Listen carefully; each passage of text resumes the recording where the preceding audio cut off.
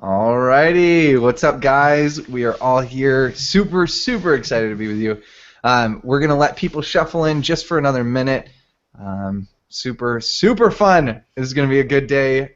Happy holidays, Merry Christmas to everybody. This is gonna be a fantastic webinar and masterclass, rather. Got to get that in my brain. Love it. So let's see who we have real quick. Got double mics. What's up, double mics? Mike and Mike. Allie. Got Ali. Keith. Matthew, Linda. David. Love it. I love it. Veronica, Ryan, Matthew, David. Guys, it's so good. I'm so glad you're here. Seems like people are starting to file in. Got a ton of people here today, so I am very excited and very excited to pick our brain of the master. Sweet. Yeah, I don't know if you know. We have James Harbaugh. So just so you know, guys, we had some things come up. We had to change some things up, but we have James Harbaugh, which he outside of actually the people who create the Amazon algorithms, he is probably the only other person I know that understands Amazon like no other. So if you want to know how Amazon data works, on how what's important data and what's not, this guy he is the super genius, like Wile E. Coyote. I love it. How's it going, Norma and Stuart? Oh, Stuart's in Orange County, man. What up, Stuart? I'm in Buena Park down here, and then Josh is over in a far off place called Corona. Corona. And then we have James from Minnesota. I've heard Minnesota's pretty hot right now. It's actually hotter in Minnesota than it is in Reading, where I'm from. So crazy day. Yeah, it's been warm, that's for sure. It's crazy. Relatively speaking, I guess. Yeah. So good. Well, you guys, if you have not, we're going to get started first off. Thank you so much for being here. All those who have not been to a masterclass, you are in for a treat. Our number one goal for the masterclasses is that you absolutely suck all the knowledge you can out of the master. And today we have on James Harbaugh. I'm so excited to have you, man. Thank you for being willing to come on. Yeah, no problem. Absolutely. So for those of you who are in right now, I need you to do one thing and one thing only. Well, actually two things. Number one, I need you to have a notepad and pen out because we are about to take some notes. I know I have mine ready, and the information you guys are going to get today will absolutely blow your mind. So get ready for that. And then second, if you have questions, do them as soon as you have the questions, just pop them up there. We're going to be making sure that everybody gets their question answered. Well, everybody that we can in the time that we have, get them answered, because this is really about you guys. I'm going to try to do my best to ask every question I possibly can that comes in my mind, but this is where I need your guys' help because that's really where you're going to get the most value out of this. So you have free reign in the chat to ask as many questions as you want. This is what we want and what we want from you. So again, like Dean said, James is the master at Amazon data, and he knows just as much, if not more, than anyone I have ever met. He knows more than anyone I've ever met about Amazon data, and I wanted to ask his question and ask some questions about just kind of the world of Amazon and how the heck and why the heck we should be selling private label or you know, more of that range of products, because it really is an area that we should be getting into in 2016. It doesn't matter if you're just starting out or if you're already doing this private label thing. This is where we want to point our direction in 2016, because this is how you can control your product to the best of your ability. I mean, we've talked all about this year. We've talked about Amazon getting shut down. We personally know people who have gotten shut down, and it has been a huge deal. So we want to make sure to drive in the point that this is where we're going to thrive 2016. This is where we're directed, and we want you to be directed in this area. So hope you guys are excited as I am. And Gene from Alpharetta, Georgia. That's where I grew up. So thank you so much for supporting the local town. And just so you know, guys, you know, private label, unique products, wholesale. Those are really our strategy for 2016. Just to let you know, our team has done over $1.5 million just off of those types of products, unique products, wholesale, private label, things like that. In fact, one of our products alone, just by itself, on Cyber Monday, did $150,000 in revenue. We used to actually have Brett and all our team. We used to actually have a team that just did retail arbitrage and so on that went out and did that, but the margins were not there, and it was so fluctuating that it became really, really hard to sustain a team around it. So that's why we want to focus so heavily on in 2016 on these unique products, because it doesn't have to necessarily just be private label products, but products that it's going to be hard for your competition to get into. And really the only way to understand that and to do that is to understand how Amazon works and how Amazon data works. There's so many tools out there, there's so many other things out there that give you tons of data, but if you don't understand the why behind the data, it becomes really hard. So that's why we brought James Harbaugh. But before we get into it, would you do me a favor? I'm going to pop up a poll real quick. Oh, actually, I put up one. Oh, you did, you punk. All right, let me see if I have my poll. So, okay, so the poll that James put up, you sneaky little wily coyote, said, "Do you sell on Amazon?" Some people said no. Okay, cool. Private label, about 15% do private label, 15% do wholesale. The rest do retail arbitrage. So yes, Perfect. This is people who are doing private label and wholesale. You guys are going to get a lot out of this from what you're already doing, and the people who are doing retail arbitrage, this is going to help you to bridge that gap. The people, if you're doing private label right now or wholesale or have a unique product,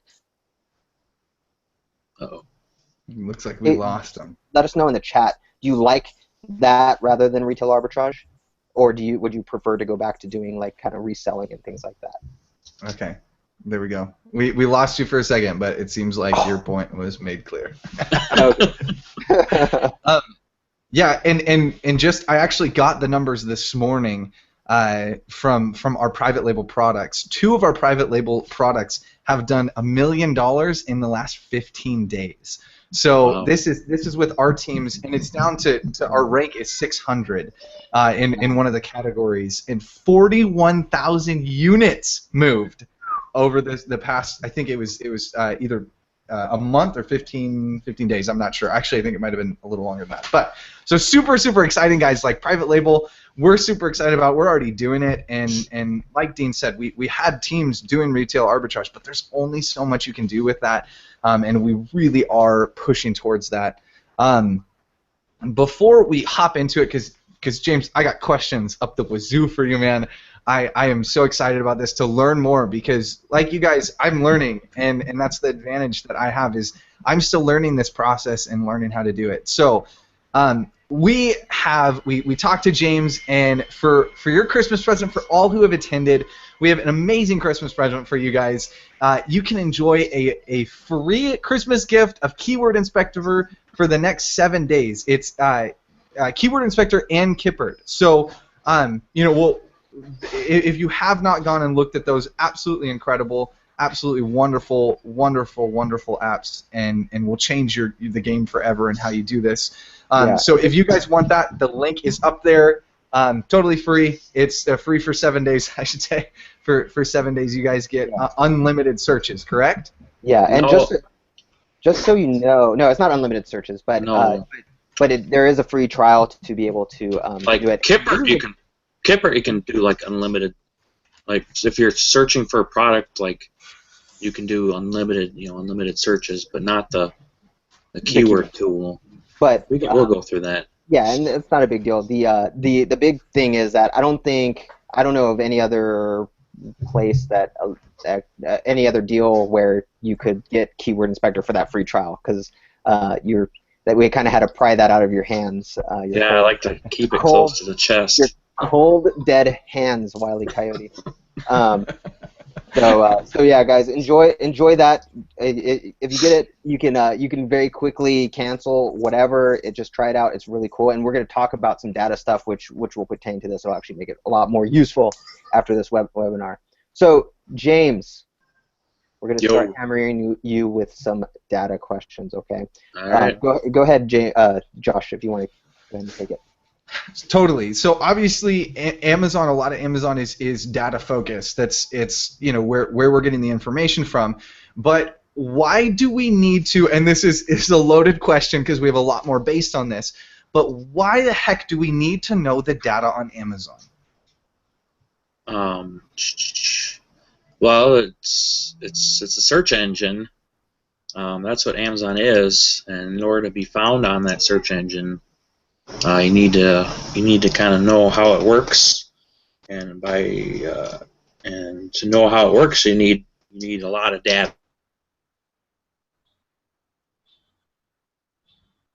because due to their proprietary, everything's proprietary on their side, so you have to kind of figure it out manually through algorithms and stuff. So you don't have to have algorithms and stuff. You can kind of figure out a lot of it out on your own. But it's a huge beast and lots of moving parts, and you just got to kind of dive into it, I guess. Okay. So for the people who just kind of throw products up there, they're like, oh yeah, that barcode works great, and they just throw products up there. What are they missing out? Like, why is it important to look at the data on, let's say there's 3 different Titanic DVD sets, and they just throw it on the one that's making the most money. Why is it important to look at the different sets to understand which one's the best or the real listing? Well, yeah, you need to be on the real listing because Amazon tries to keep one product to one listing. They don't like to have multiples for the same exact product. So people get away with it for a while, but then it gets taken down or merged and all that. So you definitely need to kind of do your due diligence when you're in retail. I did retail arbitrage for a while there, and you definitely have to kind of figure out which one's the real listing. In order to do that, there's a few things you can look at, like number of reviews and how many sellers are on there, and you can look up price history, like on Camel, real quick to see how that's all working. And usually, when you just scan a barcode, it'll bring up the right product. So for the most part, it's pretty simple to do, but I'm sure a lot of you retail arbitrageurs know that. So, but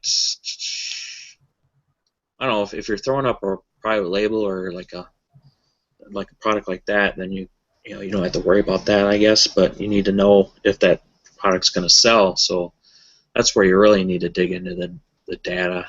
That's kind of the perfect question then. Yeah. Is you said kind of the difference between retail arbitrage and then going into private label. Why is there an importance between products that are private label and then arbitrage? Like why should we do, in your opinion, why should we do a private label rather than arbitrage? Because arbitrage, I can go get it at Walmart right now, but sometimes private label, I've got to wait.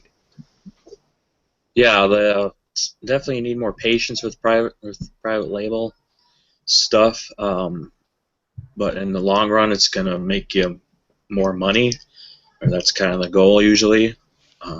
Retail arbitrage, it's a lot more work.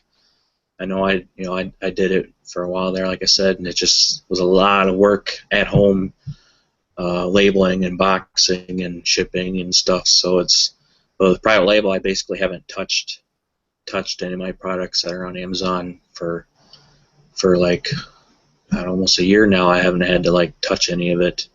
Just using other people to do my dirty work, and I'm just sitting back and basically I've been so bored that I had to create this keyword inspector tool to kind of keep myself busy. So So how are you doing? How are you finding products? Like, okay, so you're using retail arbitrage. How are you optimizing your listings, or obviously we talked a little bit about finding the best listing and finding the correct listings. What are the ways that you are focusing your attention if you're out retail arbitrage? How are you without? I gotta focus on this question because it's without things like camel, without any other things. How are you figuring out that a product is ranking well, that a product is going to sell well throughout the year? How are you figuring that out without any apps?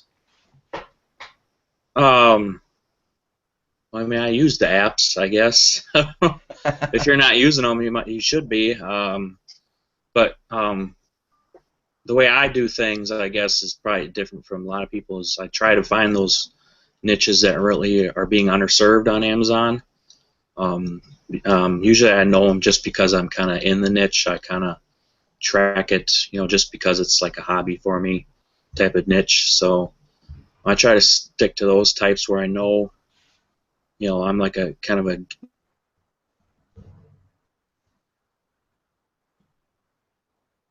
nerd or slash geek, so I'm into them. I've sold a few of them types of products and done well with them.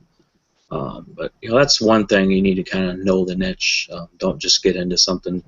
You can just get into something and make money with it if you find that golden nugget. But if you're not like good at marketing or something, then you probably do want to do that. Get in a niche so you have that one up on marketing wise. The demographics. But as far as finding a product, so I like to look. What I used to do is I would look at like online sites that I track, buy stuff on, like thinkgeek.com. I go on there. I get emails from them. That's an example where they send out an email about a new product they have, and then you can just go on their page, and it has Facebook likes on it that has a couple thousand already, and then it's a good product. So you can source something like that, or that's what I used to do. I don't do that really anymore because they kind of think geeks kind of against the whole retail arbitrage thing. But I follow Kickstarter. You can find accessories for Kickstarter products. That's kind of how one of my private label products came into light. Just it was a Kickstarter product, and I found a good accessory for it that they were selling too, but it was more expensive, so I just kind of undercut them a little bit, and they weren't on Amazon at all, so I got it up on Amazon, and sold most of it this Christmas, so I'm doing well with that. But as far as other tool stuff, I've been kind of building my own tools to make those listings the way they're supposed to be, and find those product niches that are kind of underserved, I guess, and not as high competition. So, yeah. I like what you're saying just about using different sites to your advantage. I don't know that I've thought about. I mean, I'll search things on Amazon. Obviously, you can see which ones are top ranked. If you guys don't know that, you can search.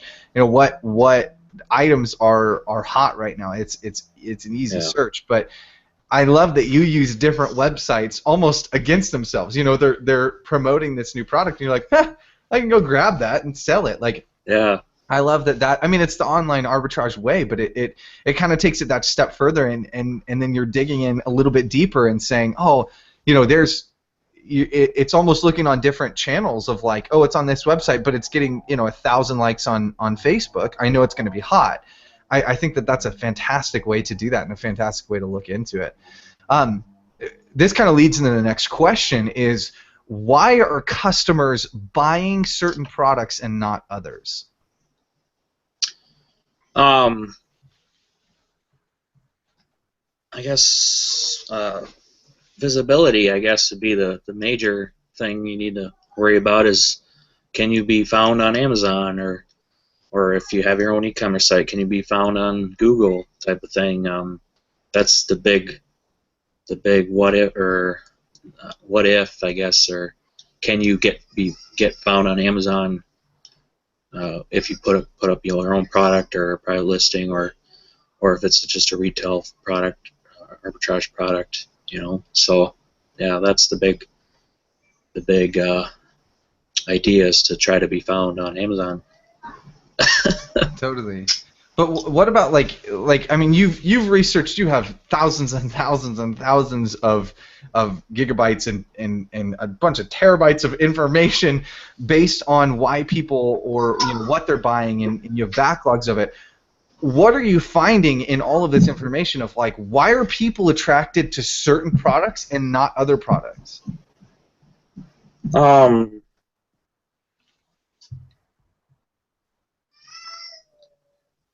I don't know. I haven't really. I guess I really analyzed it in that specific way. As far as, I mean, I have the data to do it, but I can't. I haven't really got into it that deep yet. So I got a lot of stuff I could still do with all the data I have. But I'm just trying to figure it all out.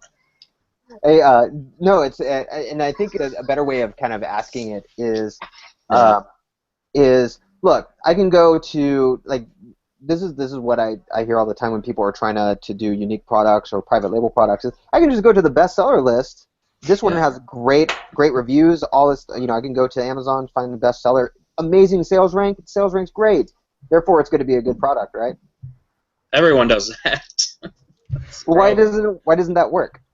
Because everyone's doing it, and so they're, the market gets flooded right away with that's the easy pickings, and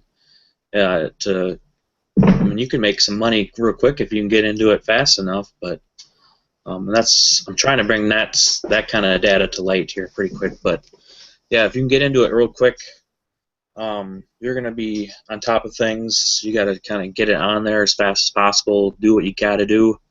Like I had a product where I saw it on Dr. Oz. I'm like, I got to get that on Amazon because was really underserved. So I just got it shipped to my house, and I packaged it, labeled it. I bought a printer to print out labels. It's sitting on my desk here, just not doing anything anymore because I have it all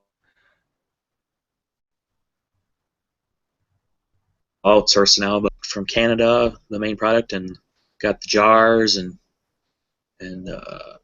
packed it myself. Got it sent to Amazon because I did MF. I did merchant fulfilled for a while there, just because I wanted to get it selling right away, and it did sell right away. But after a while, I got it into FBA, and after a while, it sold really good, really well, and I made some money on it, and I'm still making a little bit of money. But just people started to see that and flooded in, just like all other products. So you got to kind of be on top of the curve in order to get that rank, and it's all about being number one on Amazon as far as your keywords, knowing which keywords to be on, and try. If you get in there, the sooner you get in there, the better your rank will stick, I guess is the way to put it.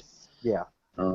So let's kind of start before we kind of talk into kind of the tools that you developed and the things that you created that, I mean, we use, like, literally. Yeah, someone's dying back there. It's one of my kids. Sorry.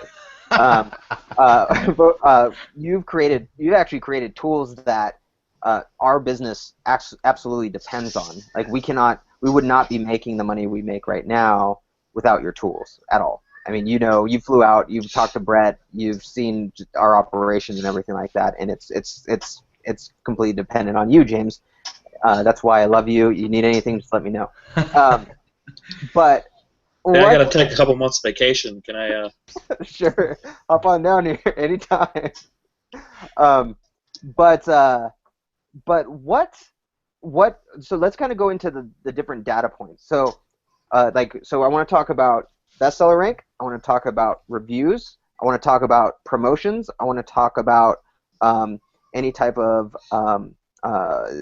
like estimated sales, estimated volume, things like that. So starting with sales rank, how is that important to building like a portfolio product or building a product? Is it something that you need to worry about like right now as you're trying to build a private label product or a unique product?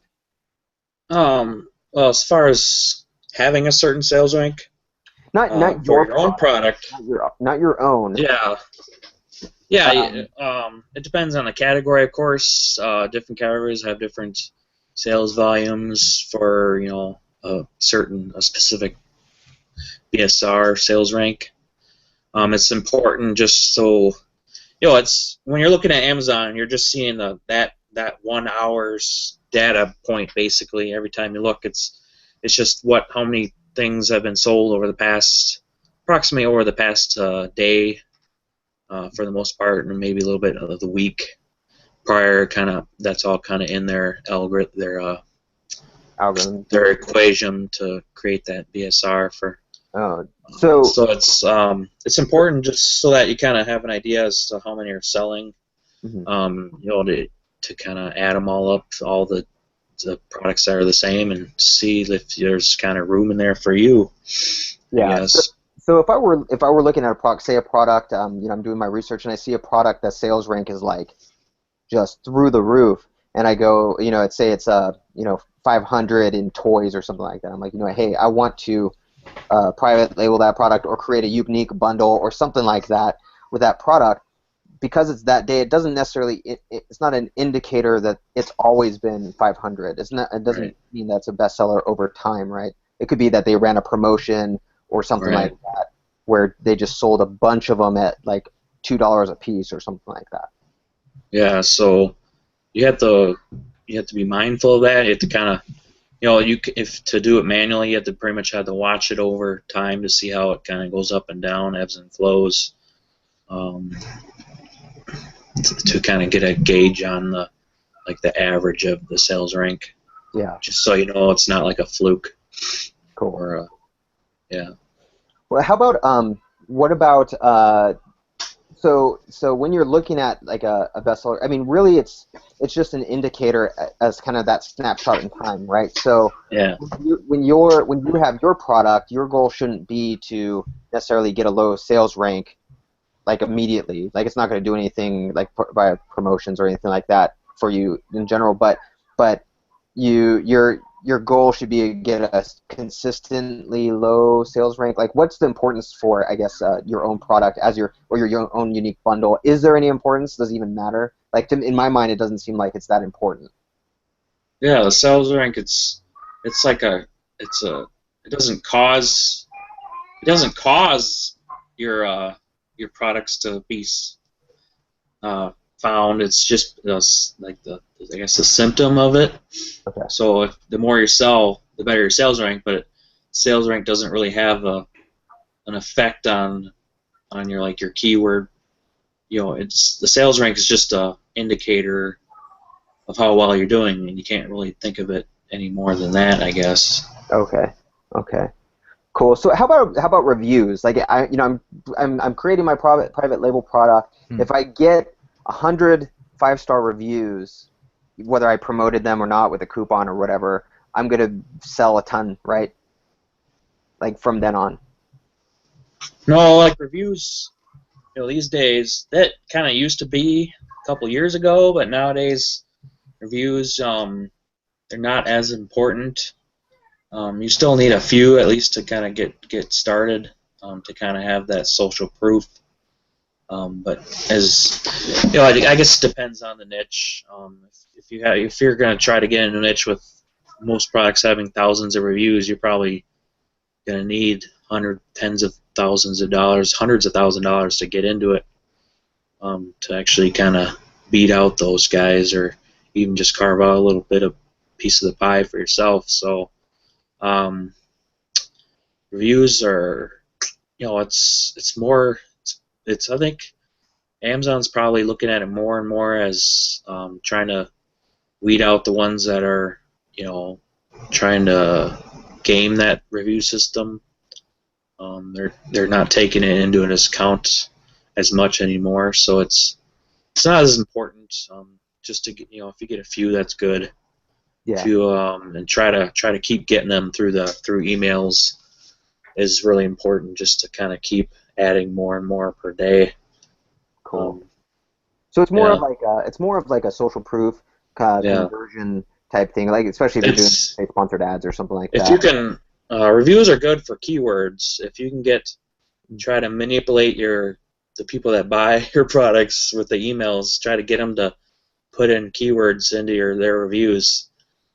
Supposedly that I don't have any hard data on that, but I got so much data. I don't have review data right now, but someday I'll start. But supposedly reviews are an indicator to Amazon's algorithm that your products your products relevant to us, whatever keywords are in that review. That's interesting. So it's That kind kinda, of it kind of reminds me of like how Google, the old search engines used to just look at the keywords on page, and then Google was pretty much the first one to look at the off-page keywords linking to your site as relevancy. So Sure. so the reviews are kind of independent, quote unquote independent people using those keywords. So it says, hey, I'll put more weight on it. It might be. I've just saw this, but it might be that maybe the things that I've seen from people saying that reviews count for keywords. Mm.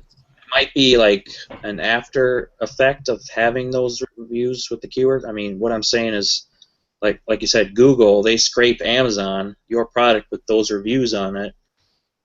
Then they rank you, on their search engine, and then if somebody clicks through to Amazon from Google, you might get that keyword. That's interesting. Thing because Google thinks it's relevant, so then Amazon probably gets that keyword, via that link click. Yeah, that's actually interesting. I never even thought of that, because they can see, generally they'll be able to see what keyword was used to come to that page. Yeah. And so that's pretty cool. So it might be just like an after effect. It's.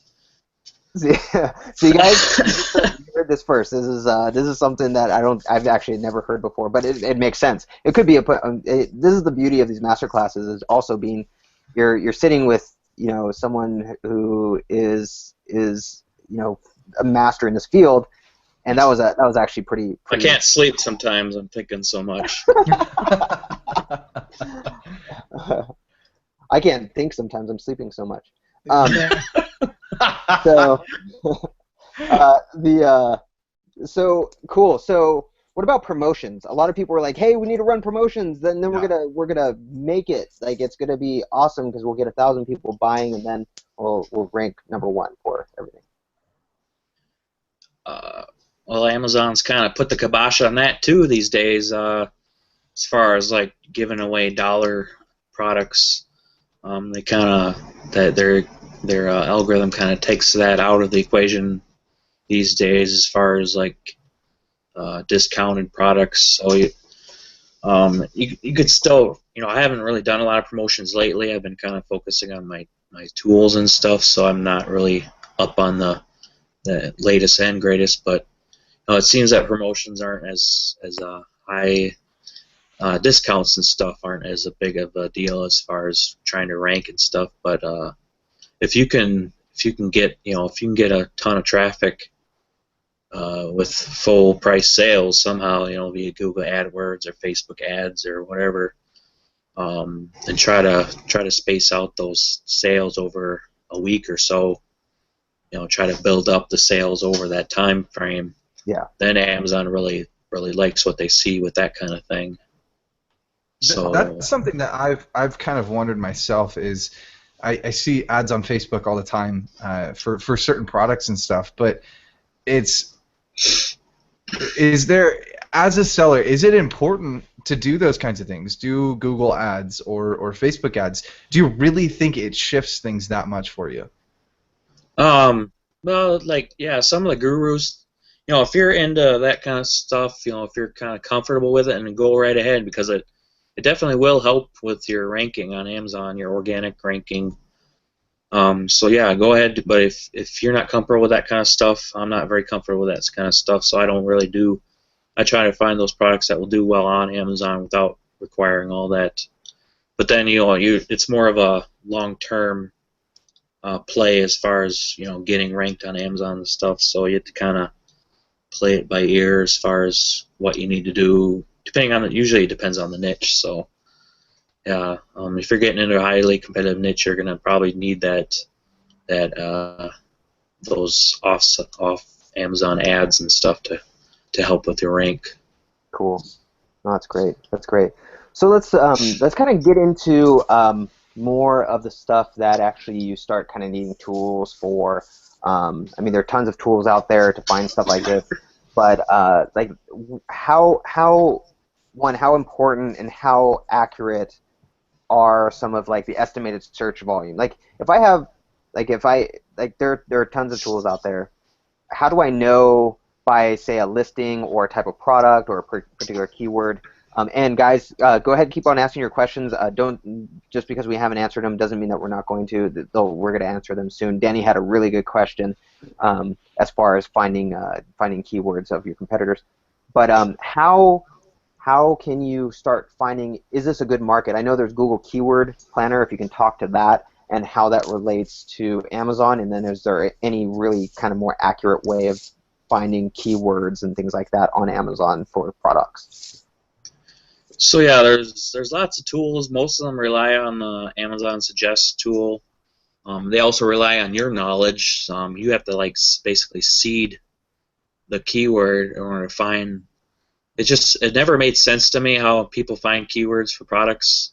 That's why I built a tool for it. But how people would do it, or how most people do it, just because it's easy and it makes sense to them, I guess, is that they divine the keyword that they think is most relevant to that product. And most times, you're out there with different mentalities, different backgrounds. They all search different ways. So you're just 1% of that people. So beyond that, you use that keyword that you think is right for the product, and you search for it. So you're gonna find all these other keywords that have the exact same keyword in there, and you're gonna go on from there. And you can go to Google Keyword Planner and find out how people search on Google to find that type of product. But again, Google's a whole different type of search engine. It's a research engine. It's not like a to-buy engine, type of thing where people are typing in buyer keywords. Like instead of saying, what is this, they're just gonna put in. Yeah, I mean, you guys know what that means. So yeah. So when all them tools basically rely on that divine keyword that you kind of popped into your head, I guess, from whatever you know about that product, and you go on your merry way, manually finding all these keywords that may or may not work, and the volumes that basically there's one tool, or there used to be one tool. You guys will find out a little bit more about that later, but the one tool gives you these supposed volume, estimated volumes for Amazon searches, and it says, I don't know, it's merchant words. It says right on their site how they estimate it all, but it's kind of like voodoo, basically, how they do it. They grab. Let me kind of look at this again. How do you get this data? They visit pages on Amazon, just like Google does, and they grab terms from there, and then they pull the search volume from Google, which is inaccurate because people search differently on Google than they do Amazon. And then they, with their little algorithm, they kind of put they divine a volume. And you look on there, and a lot of it's useless. Brett and Dean here have told me they've tried to rely on merchant words type of volumes, and they kind of lost a lot of money doing that. So hopefully I don't lose you that money too. But yeah, so it's really inaccurate. They seem to grab keywords from, I don't know. So beyond that tool, so all the tools, they're nice. They're nice.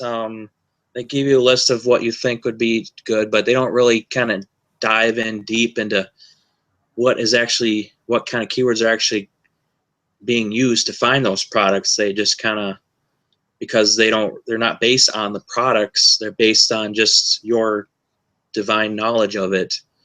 I should stop using that word divine. Well, I have a question. I have a question just around that. Yeah, I'm kind of running on here, so yeah, go ahead. You're so good. One of the biggest questions that I have, and it goes along with that, is how do I find, if I'm not using a specific product like Keyword Inspector, how do I find what keywords are going to work and what aren't? Because genuinely, this is my biggest struggle, and it's something me and Dean have talked about 100 times, is, focusing on keywords and focusing in on the keywords that are going to work. I go brain dead as soon as that subject comes up, because for those of you who aren't using something like Keyword Inspector, and any other app that's out there, what's the best way that you know of to do that?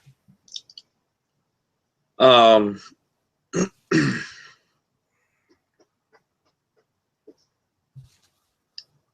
don't know. You kind of got me at a loss, because that's why I built the tool, is because that's the best way, as far as I can imagine, how to find products. Is keywords for products is to actually run all the 40 million plus keyword searches and find the actual products and reverse that. And the other good way of doing it, that would actually net you some real hard, factual data that kind of says that this product is being found via this keyword search type of thing. So I have used other tools like SpyFu. Is kind of a roundabout way of doing it, but I had to basically ingest all the data they could give me from via Amazon, search it via Amazon URLs, and kind of backtrack that. But that's, again, you can't really do that on your own type of thing. So it's, but you can, I don't know. I mean, I can't really do it without my tool, I guess. Totally. So, well, that's actually, it's good to know, because I feel like I've gone crazy so many times trying to figure out, if I private label a Frisbee, like, my keyword's going to be Frisbee, like that, it just makes sense. But there may be other things that are going to be way better for Frisbee. Well, like I said, there's like, there's a million different people, and they all search differently. There's these broad strokes people where they, have maybe 50% of people search one way and 25% search another. But you've got all these different people from different backgrounds, different languages. You're not going to know all this stuff. You can't figure out how somebody that only speaks Spanish, how they search on Amazon. I know they're not going to always do a lot of searching on Amazon, but when they do, maybe you know that niche a little bit, but you don't know the exact words people would use to find something. But so there's all these everybody else is using the merchant words and stuff. They're using these divine keywords, and basically they're all using the exact same keywords to kind of optimize their listing for. But when you do that, you're all kind of hopping on the same keyword, and you're not gonna get anywhere that way. So you want to try to diversify your keywords, maybe, and try to find those that people aren't finding, your competition aren't finding, and optimize for those to grab all that traffic that nobody else is using. And that's kind of what the tool is about, I guess.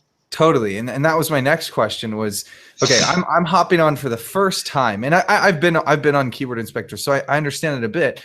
But how does Keyword Inspector help me develop the best keyword possible? So let's use Frisbee for example. How would Keyword Inspector? Do I just type in in Keyword Inspector? Do I type in Frisbee and then it comes up with great keywords that go along with that?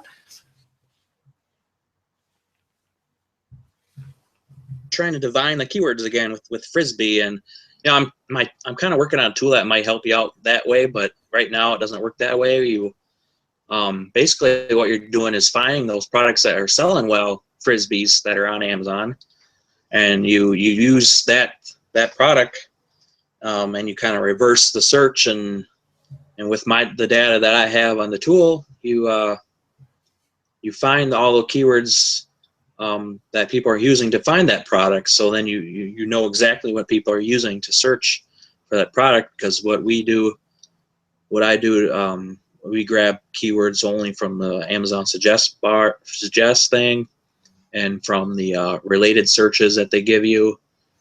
We grab only those keywords. We don't try to divine them from every product listing.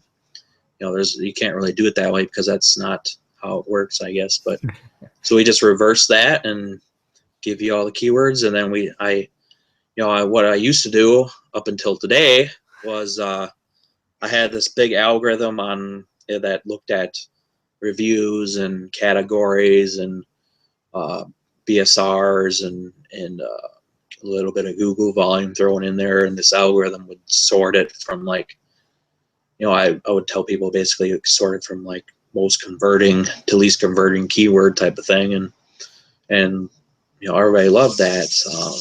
But to kind of I've been working on processing 2 billion rows of data I haven't been using yet over the past month and a half or so, and I finally kind of put together a way to kind of get a better, not a better, but way to actually put a number to the rank that would make more sense to people, I guess. Huh. So, and that way you're going to actually kind of be able to tell, what's currently the best keyword to use for a product. But you still have to kind of take them, and what a lot of people do is use PPC to kind of Amazon PPC to kind of figure out the ones that they're actually get them traffic. So yeah. Okay, that's good. So what about search volume? How do I understand? What is a good search volume for this? It's something that's so new to me. Can you explain search volume and then explain how we can use it to the best of our ability? Well, how most people know search volume is via Google. A lot of Google, what data they give you is their ads impressions type of thing. So it's good for Google, but it's not for Amazon. It's completely different at search engine. Keep telling people this, but but so volume, it's an indicator of a keyword's of what people are using to search for products, but you got to kind of look at the big picture. There's kind of these one word keywords that people might use to kind of just start their search, and then they kind of go on this journey through a buff. There's probably 50% of people that do that, where they, I just throw that number out there. That's that they just kind of go through this journey of they start at one small keyword, and they kind of figure out hey, that looks like a good product. I'll just kind of search for that type of product, with a longer keyword type of thing. And you gotta kind of, I don't have really a tool that'll figure that out for you, not yet at least, but you can kind of go from the big volume keywords to kind of go down your niche. Get, even if it has a low volume, it might have a high conversion rate, so you might want to go for that one instead of the one that's all the products on Amazon are relevant for, type of thing. You can't really compete with that, because if every product has the word "the" in it, you can't compete for the keyword "the." That's just an example, but obviously you're not going to go for "the." But Totally. I don't think people are searching for "the." That's a great example. What about Kippered? I mean, we recently did a webinar just about this, but for those people who are just getting started with maybe private label or trying to figure out how to better rank their products, why should we use Kippered? Yeah, so Kippered's kind of can get you into the niches that nobody else can find, I guess. The ones that have the opportunity there.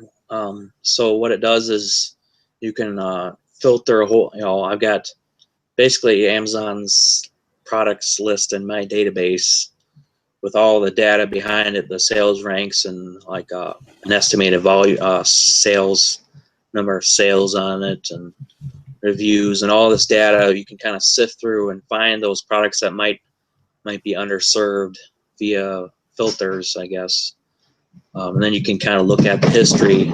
Instead of getting that 1 hour, that snapshot that you would just by going on Amazon and looking at the bestseller list, you got all this data behind it on Kippered, where you can look at like the past.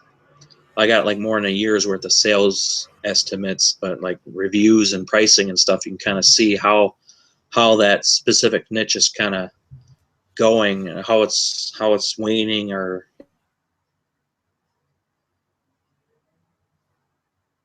going up and down. But you can kind of get that overall view, and you can actually kind of, instead of divining, I keep using that word, but instead of divining how a product is doing, you can actually see the hard data behind it and actually make a decision, a more educated decision based on that. And that's what Kippered's all about, I guess. Yeah, can you? We had two questions about Kippered. What does it stand for?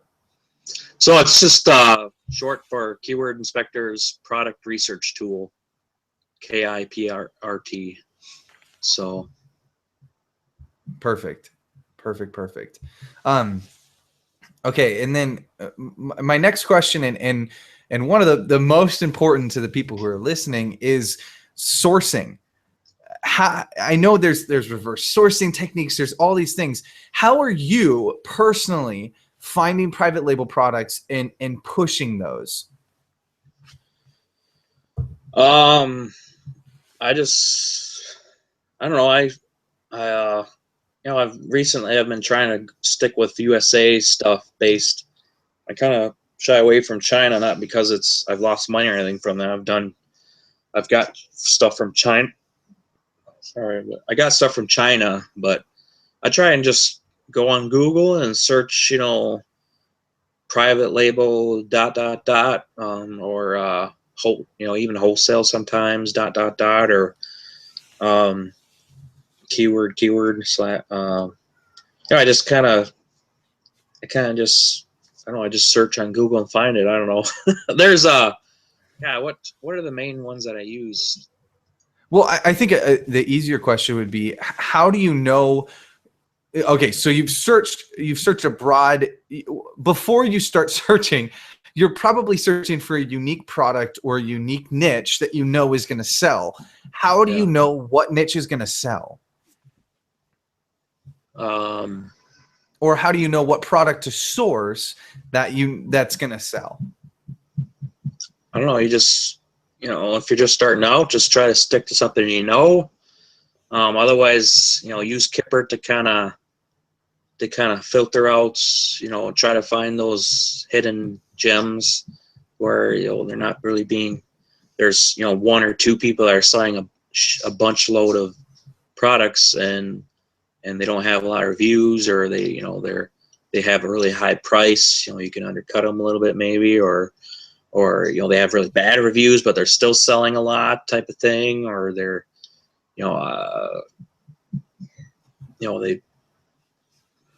they're selling not on Amazon, and you can, like I said with Think Geek, you can tell from that type of thing, and just kind of find a bunch of products that you think will sell, and then try to source them and try to get them at the right price, and if you can get like a few, just throw them up on Amazon and see what sells. Look at try to get some real data based on actual sales that you made. I know that's really jumping ahead, but try to find something to sell and see if it sticks. You can throw a bunch of stuff up on there for cheap, and you don't have to buy a cargo load full of products to make it big. For most niches you don't have to, I guess. But so when you're private labeling a product, are you ordering multiple SKUs?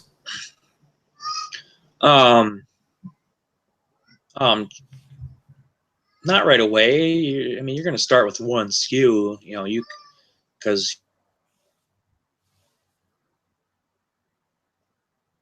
if you're just starting out, you're just going to throw up one SKU, one SKU in one niche, maybe throw up a bunch of niches to, you know, if you're kind of like me where you can't focus on one thing.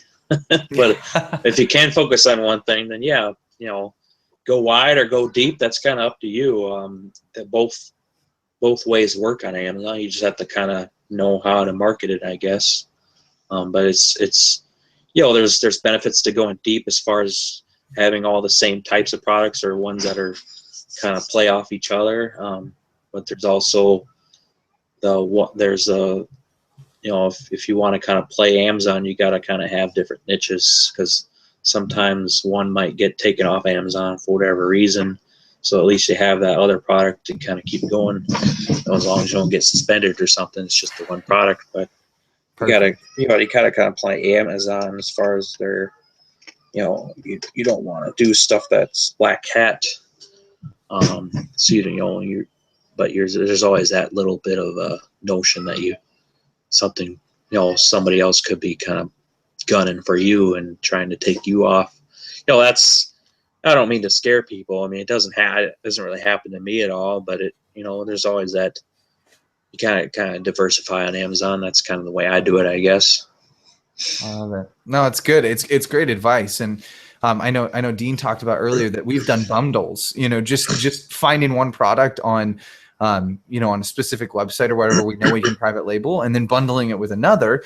And ultimately that gives us the head up, and then using Keyword Inspector to blow that off the top of, like, using awesome keywords that are combining two different awesome niches. And there's amazing ways you guys can do it. And just some awesome tools with Kippered and Keyword Inspector that can end up ranking those products. I mean, we have one at 600 right now. So, I mean, it's all thanks to using this specific app. So I want to make sure to hit as many questions as we can. So if you're ready, James, we can hop straight into those. So yeah, like, see if I kind of go down the list here. Yeah, well, the first one is will there be a replay? Yes, absolutely, there will be. Do you offer a one-to-one mentorship? I don't have time for that stuff. Okay. But I think we're working on some kind of thing in the future here. Not one-to-one necessarily, but maybe like a mastermind group. Yeah. I like it. So that's kind of in the works, I think. So like with the keyword search terms, yeah, there's no way possible to get those back-end keyword search terms from other listings. Let me read the question so that way people can know. We're at Danny's question. It says, is it possible to find out what 5 keyword search terms on Amazon listing that you do not own? I'm not sure totally the question. It sounds like you already understand it. Amazon told me that if it is not your listing, you cannot find out what those 5 terms are. So will you explain the question a little bit for those who don't understand, like me? Sorry, guys. Yeah, when you're creating a listing, you got the front end. Basically, there's there's not two major areas of where you put keywords. You got your title and your back end one that nobody else can see, and that's when you're creating the listing. It's the search terms. There's like 5 fields where you can put whatever you want, and nobody else can really see it, but you. And that's kind of, there's no way to get that data at all. So that just gives you an extra area to. Some people say it's mostly for being relevant to your PPC stuff. But it does give relevancy just to any keyword search on Amazon too, I believe. But Cool. So yeah, there's no way of doing that. But Okay. So we got that. And then Raymond, he was answering someone's question, and that is, RA is so time consuming to manage hundreds of SKUs. I totally agree. Working with our teams, it's, when we had our teams going out and doing a bunch of RA, it really was hard to keep track of it. And then on top of that, to try to keep track, and on top of all the different changing, the changing numbers and how much the listings were changing, and it ended up being a headache. It's not scalable. Yeah. Exactly. Or commented, BSR is a training indicator. Can you shed light to any of that? So he says it's a trailing indicator. So trailing. So basically, if you look at something right now, it gives you like a 600, like you have. That's kind of telling you that over the past day, it might have got like 100 sales, or over the past hour, it might have got like 100 sales. Over the past day, it might have got 150 sales, and over the past week, it might have got in total maybe 175. So it kind of goes back a little, like a window.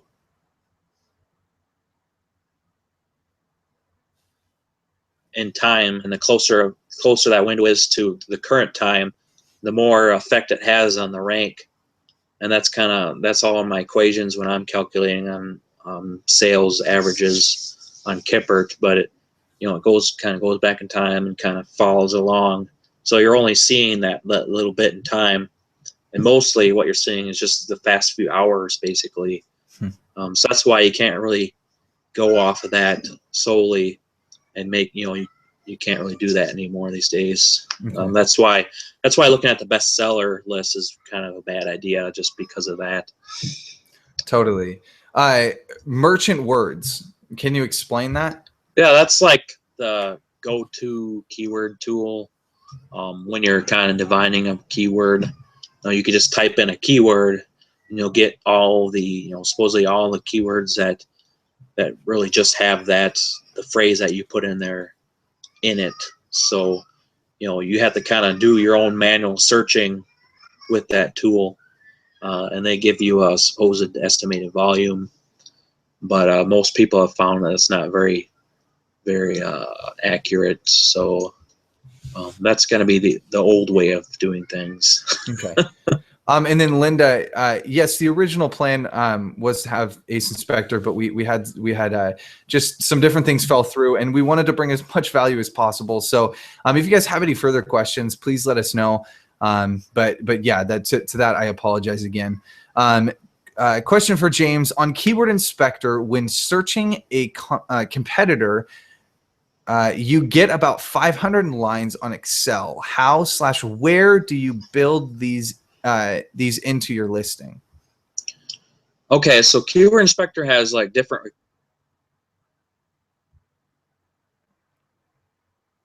reports. One will just give you a bunch of keywords, no real ranking on them or anything. It can kind of, if you put your own product into there, you can kind of figure out where all your keywords are coming from, all your organic, all your traffic's coming from within Amazon. But you can also use this other report that'll rank it from like I said, most converting to least converting.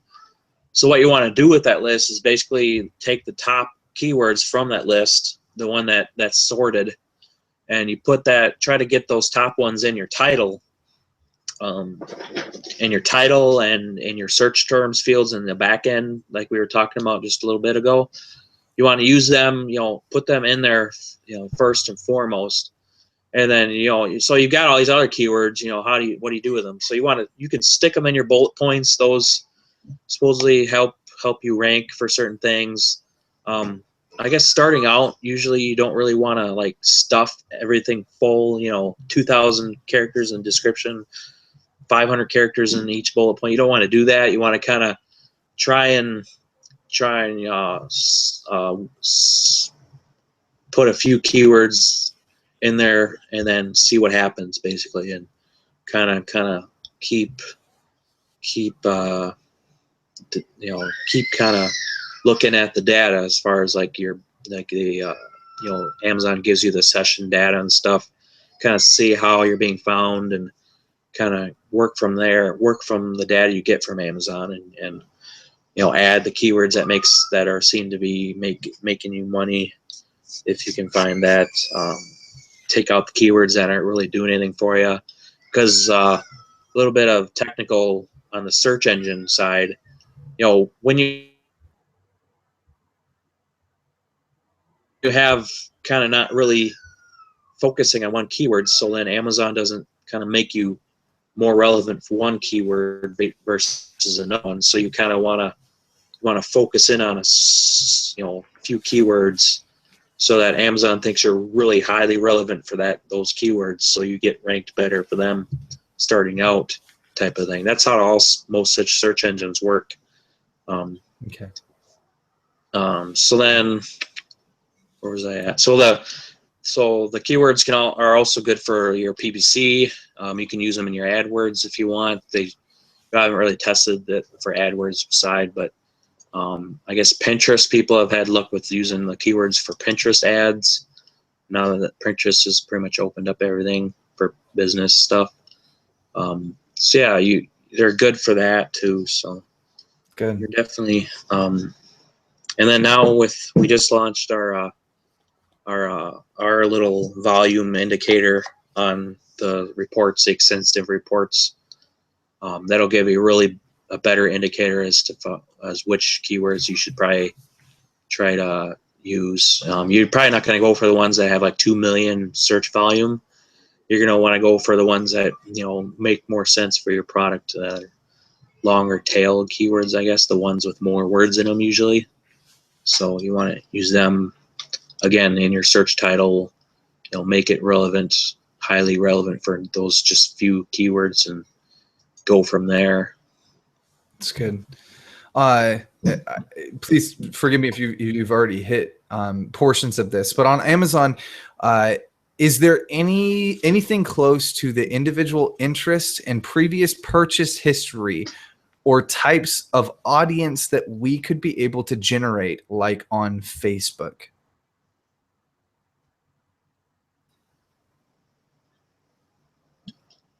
So I think it's more, is there compiled data about specific, and please correct me if I'm wrong, Frederick, but is there compiled information about individual buyers? One thing with Kippered, we have kind of a reverse search on Kippered, where you do a search. So with Kippered, you could use keywords to find products. Basically, it searches all the products' titles and brings up all those products that are relevant. But what you can do is you take all them products that you find with that keyword search, and what it'll do is Amazon gives us the data that gives us the relevant products to all these products. So what I do is reverse it, where it gives you all the top relevant products to one product. So from there, you can kind of figure out, maybe you want to sell this and this alongside it, or bundle them together even. You can kind of do that reverse search in Kippered and figure out maybe products that would kind of work well together, because Amazon already deems them relevant or similar to each other. So that's about as far as the kind of data you can get. As far as Facebook, I don't mess a lot with Facebook, so it's there's not really much you can do with data from Amazon on Facebook. I guess you have to kind of figure it out on your own. I think he was just talking about more of the, touching on what Amazon or Facebook provides within the specific interests. What is the main way to be selected in the Amazon box? So the buy box, what's the best way to rank for that? So basically, but you're probably talking more about retail arbitrage, where you're kind of competing against other sellers. I haven't really done a lot with that for the past year or so, so I'm not real up on it. But I kind of stay in the product. I stay in the groups that talk about retail arbitrage a lot, like Scan Power and stuff. Yeah. So I mean, the best way is to just try to don't do the whole price war thing, go down to the bottom of the barrel type of thing. Just try to stick to the same price, or just a few cents above. You're gonna get gonna get in the I don't know what, I can't remember what they call it, but you're gonna kind of be fed in every once in a while. You know, you have to be FBA. You know, that gives you a boost on buy box.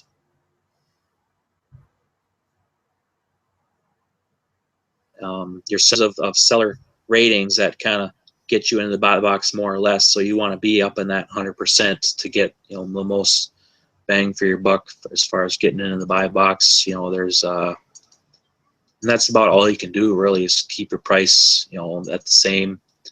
You know, that's about all I know I can tell you about that, I guess. So That's good. James, are you scalping the Amazon data, or are you using Amazon API to get the data? So yeah, Amazon doesn't like give out all the data that I do, but they do have their API that I use, and some other proprietary stuff that I use, and I kind of put all into a big database and kind of figure all out and analyze it and give it to my users in a easy to ingest, an easy way to look at it, I guess. So I can't really go into specifics about how I do it, but there's no connect between you, the user of Keyword Inspector, and Amazon. You know, they don't know who's using Keyword Inspector, so you know, there's no like liability on your side. There's not much on my side either, so there's not really a big worry about that. Tone was asking, how are keywords supposed to be inserted into those fields? With commas, without commas, with dashes, separated them, etc. How do you tend to put them in? No commas.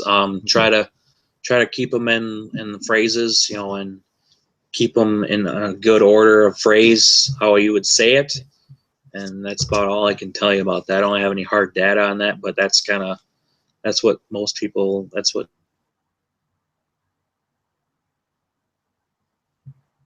kind of, yeah. You know, Amazon kind of confuses everybody because with their little example, they put the commas in there. But I think those commas really are meant for just kind of separate the phrases that you want to put in there, not you don't want to actually put the commas in those fields. So that's kind of my thought on it. Yeah. Okay.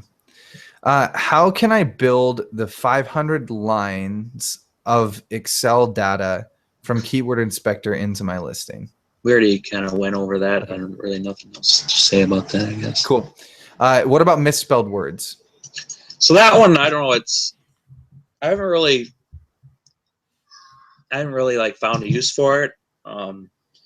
It's kind of cool to know, I guess. I kind of just put it on there because I have the data, and I figured I'd just put it there. It's hard to know what to do with that. You could throw it in your PPC and see what it does, but yeah, I haven't really, you know, analyzed that as far as what it's good for. It's just kind of nice to know, you know, that people are misspelling things, you know, and Amazon has seen that and actually given the data out for that. So I don't know, it's just there. I love it. I don't know what Dean does with that, or if anything, or yeah, I'm not sure either. It's a great question. Well, if you guys have any more questions, we'll stay on for a few more minutes. Again, you guys, you have a free 7-day Kippered and Keyword Inspector deal. It's up in the chat box. If you look at the very top, it says, "Welcome everyone, enjoy your free Christmas gift." This is our Christmas gift to you guys, and thank you so much for being on. And I so appreciate the knowledge you bring to the table. And I mean, I feel like my brain hurts with how much is there. My brain hurts. Don't stop. I love it. So it looks like we're not having any more questions come in. So any ending words of wisdom about using Keyword Inspector? Also, well, there is one. Stacy, can you do a screen share? There is a screen share on how to use it on the keywordinspector.com, correct? Yeah. Okay. Perfect. So we're trying to put out more. You know, I've been a one-man show since last July. I started Keyword Inspector, and I'm not the greatest at marketing and stuff. You know, it's all been word of mouth, and people really enjoy my tools. So I haven't really had the need to put a lot of education out on it. But yeah, we're working on education. Definitely, we're kind of hardcore at that right now, education-wise, and trying to get that out there so you guys can actually use what you're getting. And as far as the tool, where it's been really kind of steamrolling along as far as putting out new stuff, and I've been really hard at work in the behind the scenes, putting out, trying to get together all the data I have and trying to kind of make it make sense to you, the users. So I've been working on that, and it's definitely coming to a fruition here. There's just a little bit of tip of the iceberg of that. Today we put out the keyword volume indicators data on the extensive report. So that'll help you kind of see the light through the fog type of thing. Because I know a lot of people are kind of more analytical and they want to see that kind of number. So it's there now. So that's just definitely the tip of the iceberg. And there's more coming in the next month here. So watch for that. It's gonna be mind-boggling, probably, but just something. Awesome. Well, thank you so much for being on, and thank you for all that have listened. If this is your first masterclass, thank you so much for being here on the masterclass. We so appreciate you for coming in and James for teaching us. If you guys want to know more about the Online Empire Academy, we're on YouTube. We have our page, theonlineempireacademy.com. You can also find us on Facebook. Super active group there, guys. We are here for you and want to help you develop and build your business into an empire. So again, James, thank you. Thank you for everything. Yeah, thanks for having me. Absolutely. So until next time, Empire, have a fantastic day, and we will see you on the next one. All right. Take it easy.